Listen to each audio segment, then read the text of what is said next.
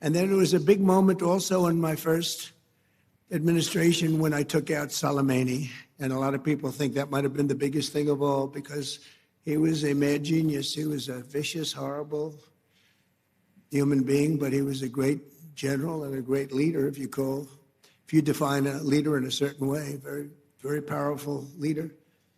In fact, he was so powerful that I really think that the leadership of Iran was extremely happy when I took him out, but they don't say that, but nobody's going to be asking him anymore because they're not here either.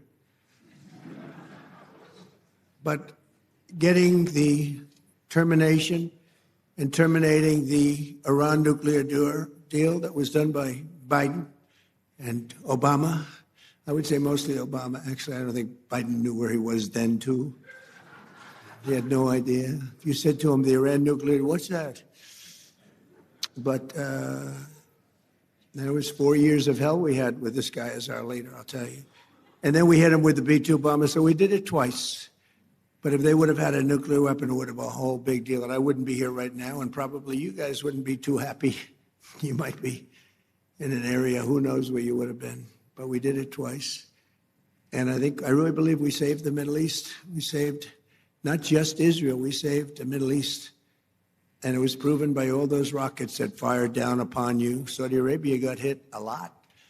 You all got hit, and nobody expected any missiles to be wasted. You would have thought they were only going at Israel. They weren't. As President of the United States, I would never allow the world's #1 state sponsor of terror to obtain a nuclear weapon. I said that for a long time. And I didn't.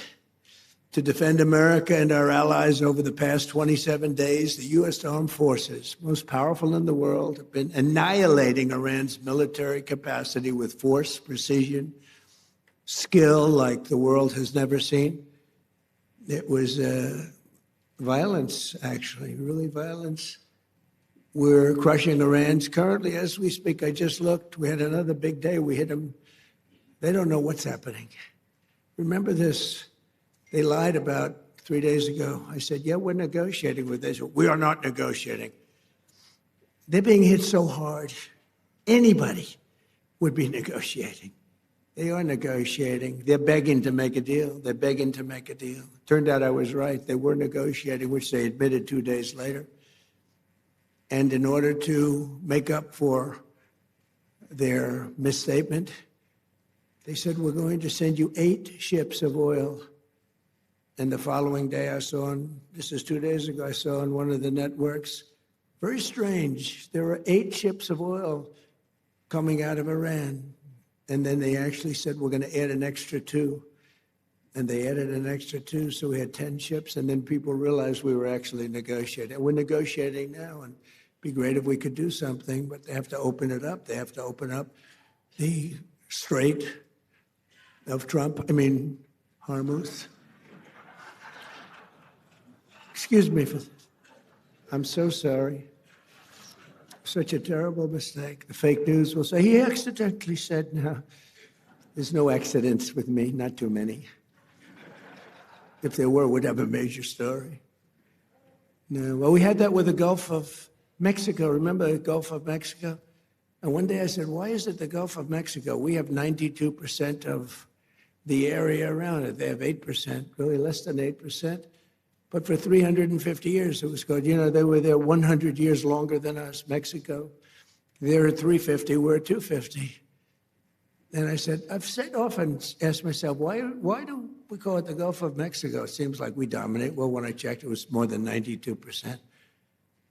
So I announced, I wouldn't say Mexico was thrilled, but I announced that from now on, the Gulf of Mexico is going to be called the Gulf of America. And it took about 1 hour, and it was done. The president called me. She's really a nice person, too. I like her a lot. She called up. She had the most beautiful voice. She's a very elegant woman, has a beautiful, beautiful voice. She goes, President, tell me, this is not so. No, it's so. Oh, it's so. And then Google Maps changed it. We won the court case in about 1 hour, and Google Maps changed the name. And it's now the Gulf of America, which it should be, in all fairness. We're crushing Iran's weapons stockpiles, destroying their missiles and drone factories at levels nobody ever thought was possible, and turning their defense industrial base into nothing. Iran's navy is gone. It's all sunk at the bottom of the Gulf and elsewhere. Did you see the attack submarine that we have went after one of their boats? It was called the Soleimani. It was the pride of their fleet. But this attack submarine goes like 60 miles an hour. I never saw anything. And it caught them in about 2 minutes. And that was the end of the Soleimani. Now, then they're 100% dead. They have 22 mine droppers. They call them mine droppers. And the mine droppers, 22, all 22 are gone. So I guess they can drop mines, but they're going to have to take them out by a rowboat because they don't have any boats. Their Air Force is dead, totally, completely dead. It's out of business. No planes left at all. Their anti-aircraft and communications capabilities are totally dismantled and dead. And their leaders are all dead. Other than that, I think they're doing quite well. No, their leaders are dead. Their supreme leader is no longer supreme. He's dead. His son is either dead or in very bad shape because nobody's heard from him. I think he says, just keep me out of this. This is the only country where nobody wants to lead. There's nobody. Who would like to lead Iran? Please raise your hand, a big audience of distinguished. Who would like to be our leader? Dead silence. Nobody wants to lead.